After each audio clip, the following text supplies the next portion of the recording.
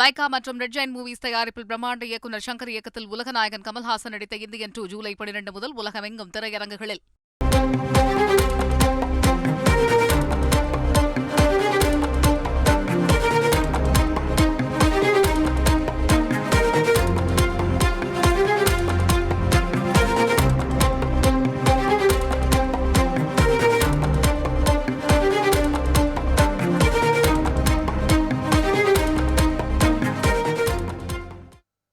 பணிப்பெண்களுக்கு மாதவிடாய் நாட்களில் விடுமுறை அளிப்பதை கட்டாயமாக கோரி தாக்கல் செய்த பொதுநல மனுவை விசாரணைக்கு ஏற்க உச்சநீதிமன்றம் மறுப்பு தெரிவித்திருக்கிறது. விவரங்களை செய்தியாளர் வெங்கடேசன் வழங்க கேட்கலாம். வெங்கடேசன், வணக்கம். வெங்கடேசன், இந்த வழக்கின் முழு விவரங்கள் என்ன?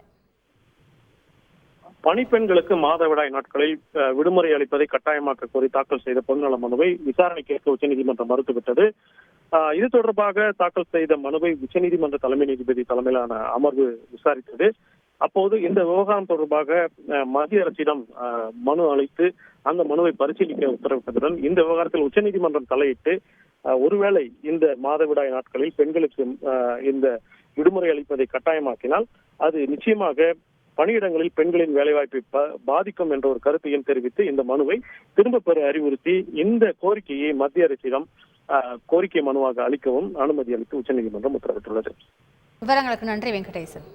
லைகா மற்றும் ரெட் ஜெயின் மூவிஸ் தயாரிப்பில் பிரம்மாண்ட இயக்குநர் சங்கர் இயக்கத்தில் உலகநாயகன் கமல்ஹாசன் நடித்த இந்தியன் 2 ஜூலை 12 முதல் உலகமெங்கும் திரையரங்குகளில்.